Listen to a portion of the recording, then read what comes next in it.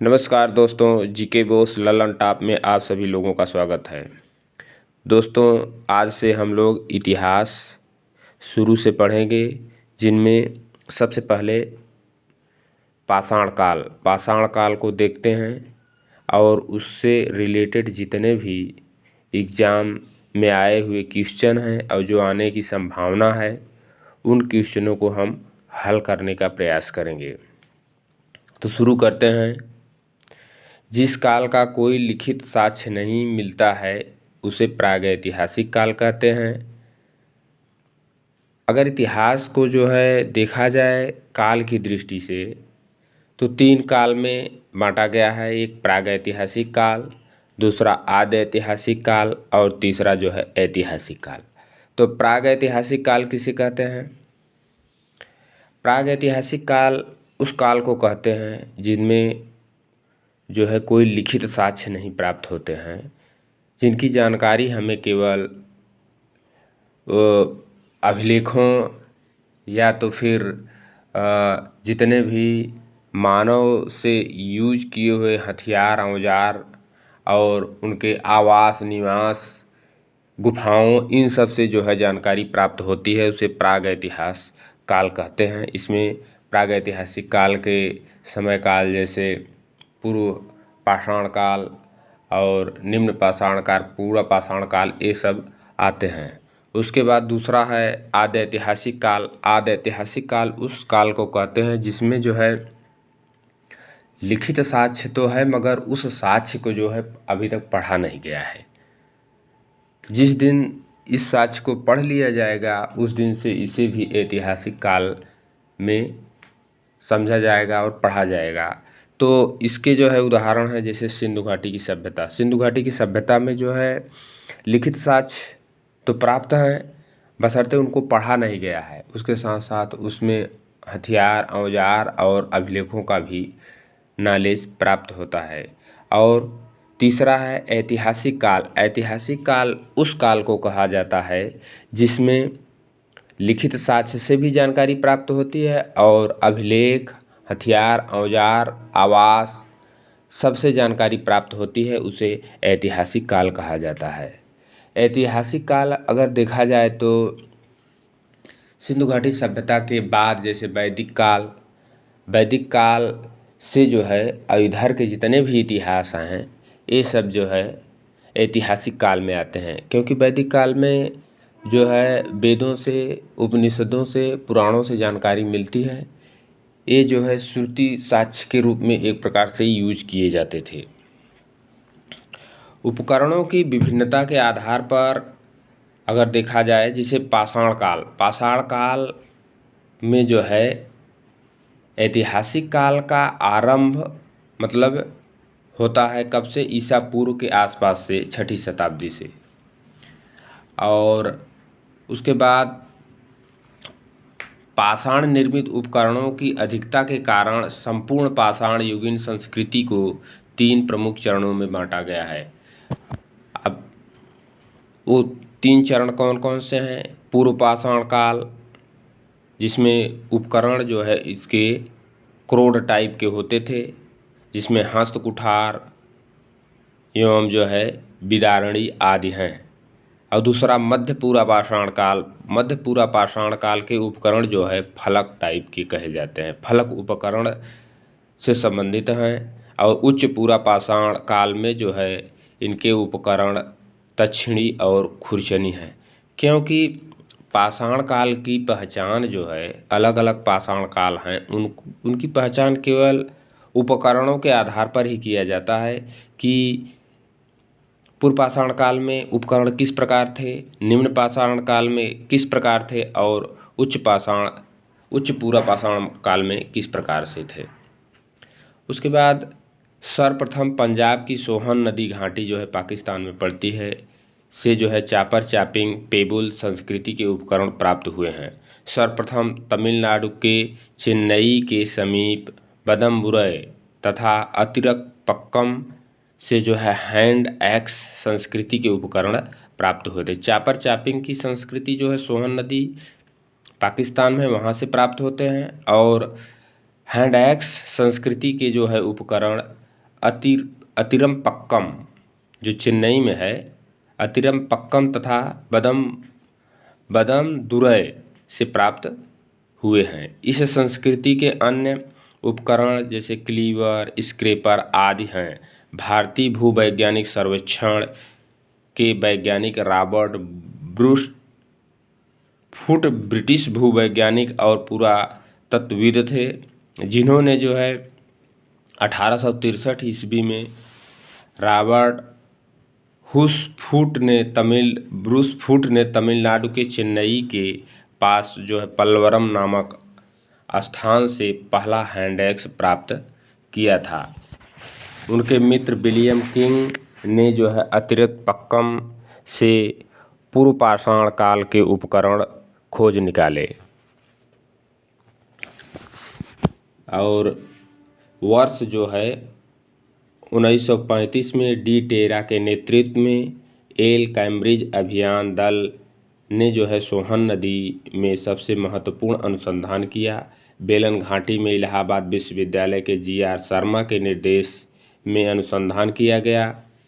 पूरा पाषाण काल से संबंधित यहाँ 44 पूरा स्थल प्राप्त हुए हैं। उपकरणों के अतिरिक्त बेलन के लोहदा नाला क्षेत्र से इस काल की अस्थि निर्मित मातृदेवी की एक प्रतिमा प्राप्त हुई है, जो संप्रति कौशाम्बी संग्रहालय में जो है सुरक्षित रखी गई है। फलकों की अधिकता के उपकरण मध्य पूरा पाषाण काल में जो है पाए जाते हैं, इसलिए उसको जो है फलक संस्कृति या फलक ब्लेड स्क्रैप संस्कृति के नाम से भी जाना जाता है। उपकरणों का निर्माण क्वार्टजाइट पत्थरों से किया जाता है। उस समय जो है उपकरणों का निर्माण क्वार्टजाइट पत्थरों से किया जाता था। पूरा पाषाण कालीन मानव का जीवन जो है पूर्णतः प्राकृतिक था। वे प्रधानतः शिकार पर निर्भर थे तथा उनका भोजन मांस अथवा कंदमूल हुआ करता था। अग्नि के प्रयोग से अपरिचित रहने के कारण वे कच्चा मांस खाते थे। इस युग का मानव मुख्यतः शिकारी था। इस काल के मानव को पशुपालन तथा कृषि का ज्ञान नहीं था। भारत में मध्य पाषाण काल के विषय में जानकारी सर्वप्रथम और मध्य पाषाण काल के विषय में सर्वप्रथम जानकारी जो है 1867 ईस्वी में आर्कीवाइल्ड कैंपबेल कार्लवाइल ने विंध्य क्षेत्र से शैल चित्र खोज निकाले। मध्य पाषाण काल के विशिष्ट औजार जैसे सूक्ष्म पाषाण या पत्थर के बहुत छोटे औजार होते थे। भारत में मानव अस्थिपंजर सर्वप्रथम जो है मध्य पाषाण काल से ही प्राप्त होने लगता है। गुजरात स्थित लंघनाज एक महत्वपूर्ण मध्य पाषाणकालीन पूरा स्थल है। यहाँ से लघु पाषाण उपकरणों के अतिरिक्त पशुओं की हड्डियाँ, कब्रिस्तान तथा कुछ मिट्टी के बर्तन भी प्राप्त होते हैं। यहाँ से 14 मानव कंकाल भी प्राप्त हुए हैं। मध्य पाषाणकालीन महदहा जो प्रतापगढ़ उत्तर प्रदेश में है से यहाँ से जो है हड्डी एवं सींग निर्मित उपकरण प्राप्त हुए हैं। GR शर्मा ने महदहा के 3 क्षेत्रों का उल्लेख किया, जो पहला झील क्षेत्र, दूसरा बूचड़खाना सांकुल क्षेत्र तथा तीसरा जो है कब्रिस्तान निवास क्षेत्र में बांटा है। बूचड़खाना सांकुल क्षेत्र से ही हड्डी एवं सींग निर्मित उपकरण एवं आभूषण बड़े पैमाने पर पाए गए हैं। डॉक्टर जयनारायण पांडे द्वारा लिखित पुस्तक पुरातत्व विमर्श में महदहा, सराय नाहर राय एवं दमदमा तीनों ही स्थलों से हड्डी के उपकरण एवं आभूषण प्राप्त हुए हैं। दमदमा में किए गए उत्खनन के फलस्वरूप पश्चिमी एवं मध्यवर्ती क्षेत्रों से कुल मिलाकर 41 मानव समाधान ज्ञात हुए हैं। इन समाधानों में से 5 समाधान युग्म समाधान हैं और एक समाधान में 3 मानव कंकाल एवं एक साथ जो है दफनाए गए हैं। शेष समाधानों में एक एक कंकाल मिले हैं। इस प्रकार कुल 48 मानव कंकाल वहाँ से प्राप्त हुए हैं। सराय नाहर राय से ऐसी समाधि मिली है जिसमें 4 मानव शव एक साथ जो है दफनाए गए थे। यहाँ की कब्रें जो है, यहाँ की समाधियाँ आवास क्षेत्र के अंदर स्थित थी। कब्रें छिछली तथा अंडाकार थी। विंध्य क्षेत्र के लेखहिया के शिलाश्रय संख्या 1 से मध्य पाषाण कालिक लघु पाषाण उपकरणों के अतिरिक्त 17 मानव कंकाल प्राप्त हुए हैं, जिनमें से कुछ सुरक्षित हालत में हैं तथा अधिकांश क्षत विक्षत अवस्था में मिले हैं। अमेरिका के ओरेगोन विश्वविद्यालय के जॉन आर लुकास के अनुसार लेखहिया में कुल 27 मानव कंकालों की अस्थियां मिली हैं। पशुपालन का प्रारंभ जो है मध्य पाषाण काल में ही हुआ। पशुपालन के साक्ष्य भारत के आदमगढ़, नर्मदापुरम मध्य प्रदेश में जो है तथा बागोर, भीलवाड़ यह राजस्थान में है, यहाँ से प्राप्त हुए हैं। मध्य पाषाण काल के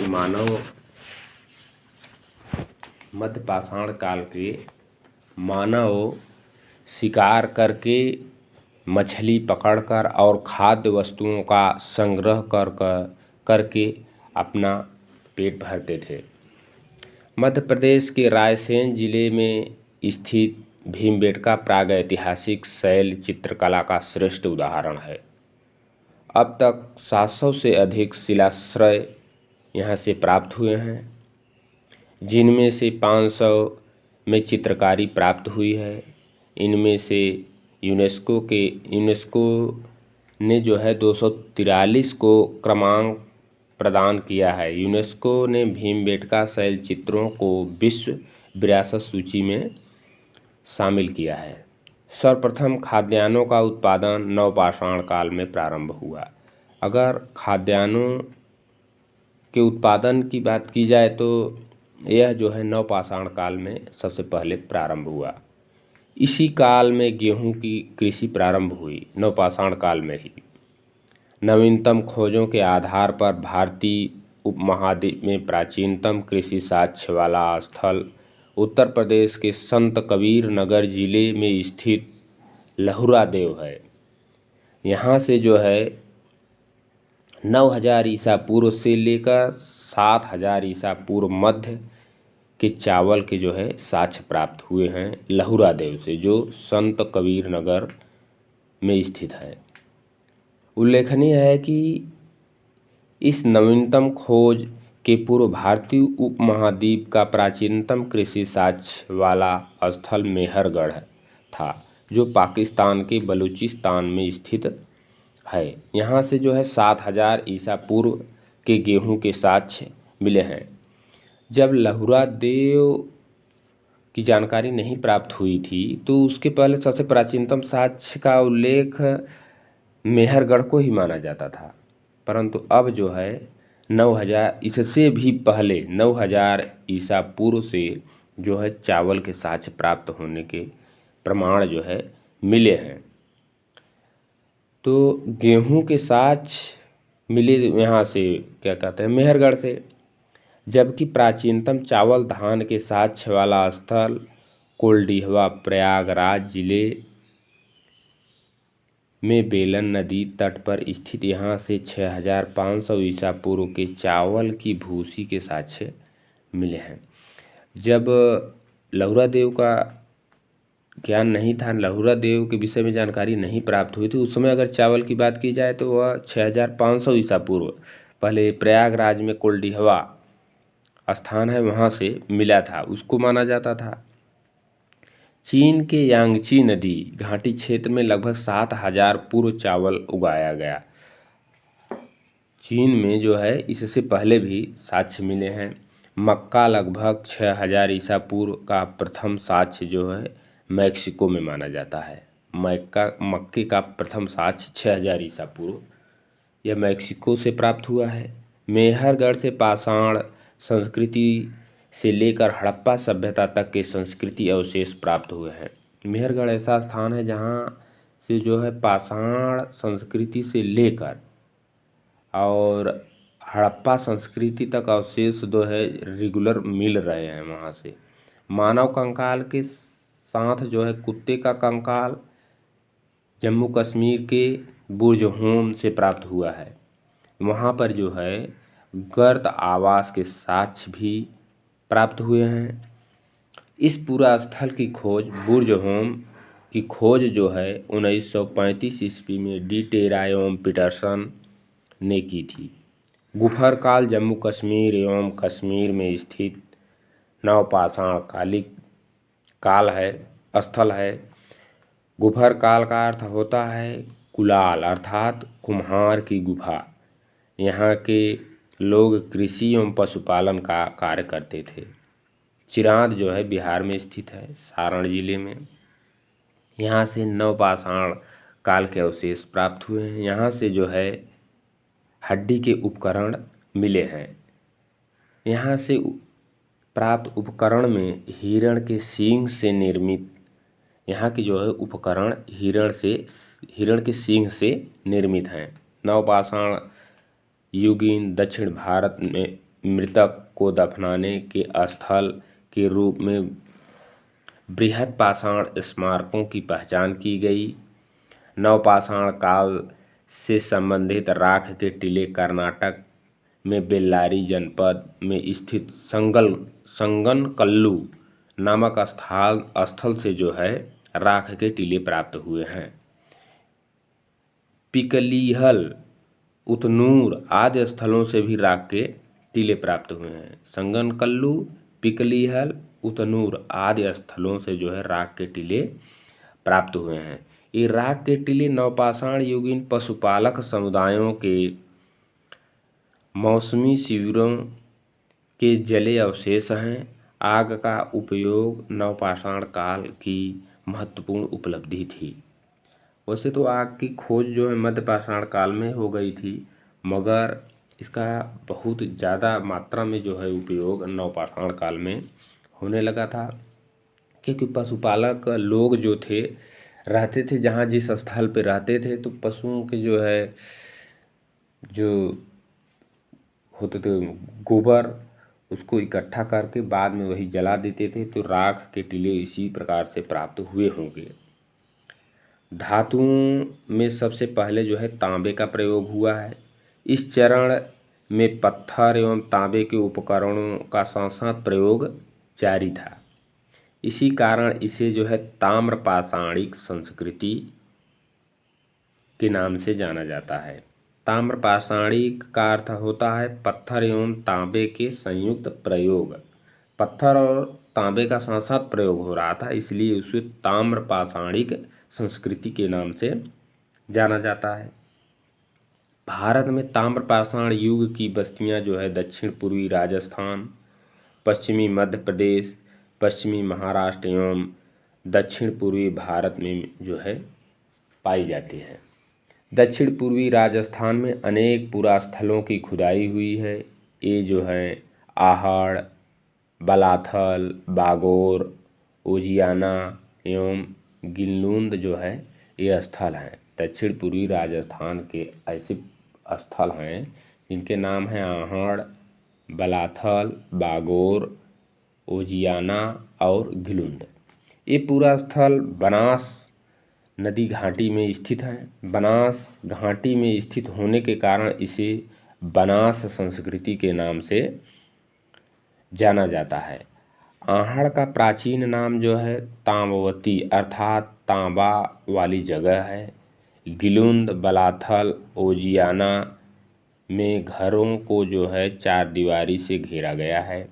आहड़ के पास गिलुंद में मिट्टी की इमारत बनी है, किंतु कहीं कहीं पक्की ईंटें भी जो है मिली हैं। गिलुंद में तांबे के टुकड़े मिले हैं। आहड़ संस्कृति जो है 2100 से 1500 ईसा पूर्व मानी जाती है। अन्य ताम्रपाषाणिक संस्कृतियों से यह जो है भिन्न है, क्योंकि जहाँ दूसरे केंद्रों में लाल व काले लेप के मृदभांड बने हैं। वहीं यहाँ पर इस लेप के ऊपर सफ़ेद रंग से जो है चित्रकारी की गई है और काले जो है लोहित मृदभांड परंपरागत विशिष्टता इनकी रही है।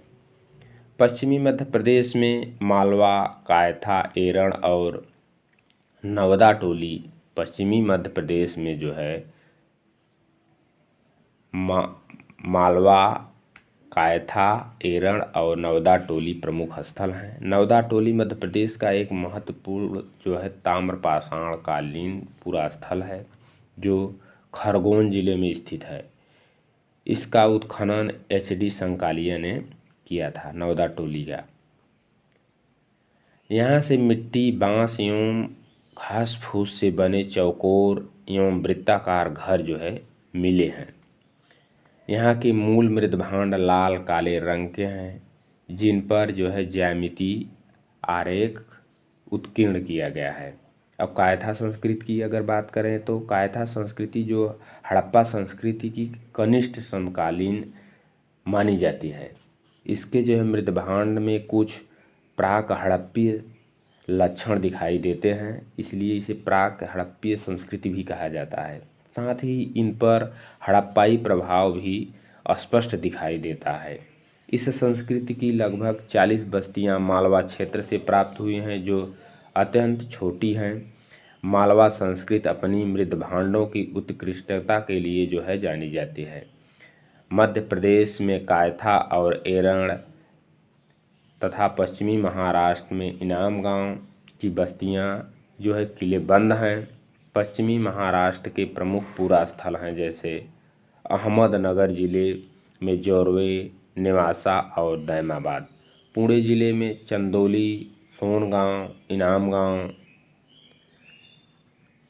जो है प्राप्त हुए हैं। नासिक से जैसे ये सभी पूरा स्थल जारवे संस्कृति 1400 से 700 ईसा पूर्व के माने जाते हैं। अब तक ज्ञात लगभग 200 जारवे स्थलों में से प्रवरा नदी के तट पर स्थित दैमाबाद सबसे बड़ा स्थल है।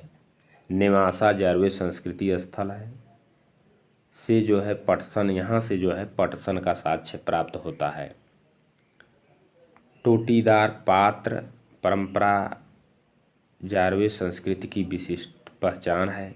महाराष्ट्र की ताम्रपाषाण कालीन संस्कृति जोरवे संस्कृति के नेवासा, दैमाबाद, चंदौली, इनाम गांव आदि पुरा स्थलों में जो है मृतकों को उत्तर से दक्षिण दिशा में घरों के फर्श के नीचे दफनाया गया है। ये साक्ष्य वहाँ से प्राप्त होते हैं। आरंभिक ताम्रपाषाण अवस्था में इनाम गांव स्थल पर चूल्हों सहित बड़े बड़े कच्ची मिट्टी के मकान हैं।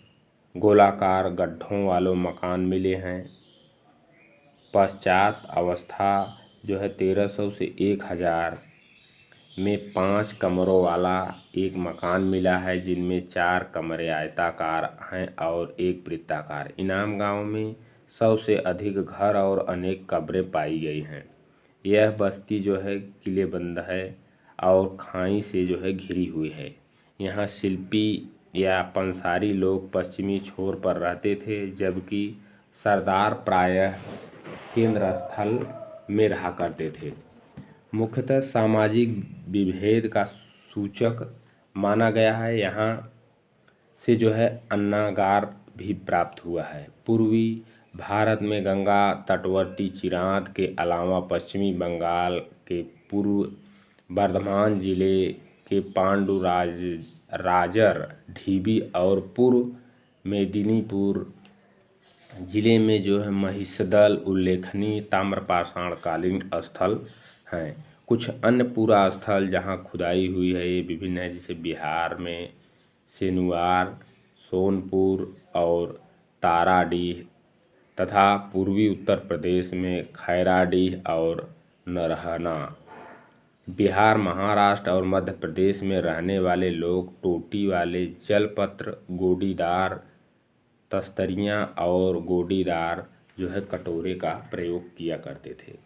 दक्षिण पूर्वी राजस्थान, पश्चिमी मध्य प्रदेश, पश्चिमी महाराष्ट्र और अन्यत्र रहने वाले ताम्रपाषाण युग के लोग मवेशी पालक और कृषि किया करते थे। ये गाय, भेड़, बकरी और भैंस रखते थे और हिरण का शिकार भी ये लोग किया करते थे। मुख्य अनाज इनका गेहूँ और चावल था।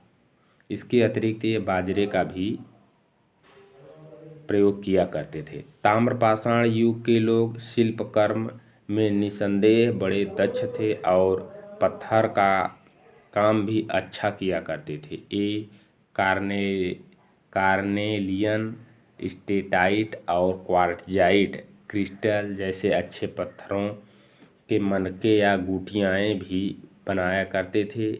ये लोग कताई और बुनाई जानते थे, क्योंकि मालवा में चरखे और तकलियाँ मिली हैं। महाराष्ट्र में कपास, सन और सेमल की रुई से बने धागे जो है प्राप्त हुए हैं। इनाम गांव में कुम्हार, धातुकार, हाथी दांत के शिल्पी, चूना बनाने वाले और खिलौने की मिट्टी की मूर्तियां टेराकोटा से जो बनी थी बनाने वाले कारीगर भी दिखाई देते हैं। इनाम गांव में मातृ देवी की प्रतिमा मिली है, जो पश्चिमी एशिया में पाई जाने वाली प्रतिमा की प्रतिरूप है। मालवा और राजस्थान में मिली रूट शैली से बनी मिट्टी के वृषभ मूर्तियाँ सूचित की गई हैं। वृषभ धार्मिक पंथ का एक प्रतीक माना गया था। पश्चिमी महाराष्ट्र की चंदौली और नेवासा बस्तियों से कुछ बच्चों के जो है गलों में तांबे के मनके का हार पहनाकर उन्हें दफनाया गया है, जबकि अन्य बच्चों की कब्रों के सामान के तौर पर कुछ बर्तन मात्र हैं। महाराष्ट्र में मृतक को उत्तर से दक्षिण दिशा में रखा जाता था, किंतु दक्षिण भारत में पूर्व पश्चिम दिशा में जो है रखा जाता। पश्चिम भारत में लगभग संपूर्ण शवाधान मतलब प्रचलित था, वहाँ संपूर्ण शवाधान प्रचलित था, जबकि पूर्वी भारत में आंशिक शवाधान चलता था। सबसे बड़ी निधि मध्य प्रदेश के गोरियां से प्राप्त हुई है। संपूर्ण शवाधान का मतलब संपूर्ण शरीर को जो है गाड़ दिया जाता था। आंशिक शवाधान मतलब जलाने के बाद जो अस्थियां बचती थी उनको गाड़ा जाता था, वो आंशिक शवाधान बोला जाता था। सबसे बड़ी निधि मध्य प्रदेश के गुंगेरिया से प्राप्त हुए। इसमें जो है 424 तांबे के औजार एवं हथियार तथा 102 चांदी के पतले प्लेट जो है प्राप्त हुए हैं। कायथा के एक घर में तांबे के 28 कंगन और 2 अद्वितीय ढंग की कुल्हाड़ियाँ पाई गई हैं। इसी स्थल में स्टेटाइट और कार्नेलियन जैसे कीमती पत्थरों की गोलियों के हार पात्रों में जमा पाए गए हैं। गणेश्वर स्थल राजस्थान में खेतड़ी, ताम्रपट्टी के सीकर, झुंझुनू क्षेत्र के तांबे की समृद्ध खानों के निकट पड़ता है। दक्षिण भारत में ब्रह्मगिरी, पिकलिहल, संकनकल्लू, मास्की, हल्लूर आदि से जो है ताम्रपाषाण युगीन बस्तियों के साक्ष्य मिले हैं। दक्षिण भारत में कृषक की अपेक्षा चरवाहा संस्कृति का अधिक प्रमाण प्राप्त होता है। भारत में सर्वप्रथम 1861 में अलेक्जेंडर कनिंघम को पुरातत्व सर्वेक्षण के रूप में नियुक्त किया गया। 1871 ईस्वी में पुरातत्व सर्वेक्षण को सरकार के एक विभाग के रूप में गठित किया गया था। वर्ष 1901 में लॉर्ड कर्जन के समय में इसे भारतीय पुरातत्व सर्वेक्षण के रूप में केंद्रीकृत किया गया। जॉन मार्शल को इसका महानिदेशक बनाया गया तथा वर्ष 1902 में जॉन मार्शल ने कार्यभार जो है ग्रहण किया। ठीक है दोस्तों, अब हम जो है क्वेश्चन इस पाषाण काल का क्वेश्चन जो है अगले वीडियो में देखेंगे। धन्यवाद।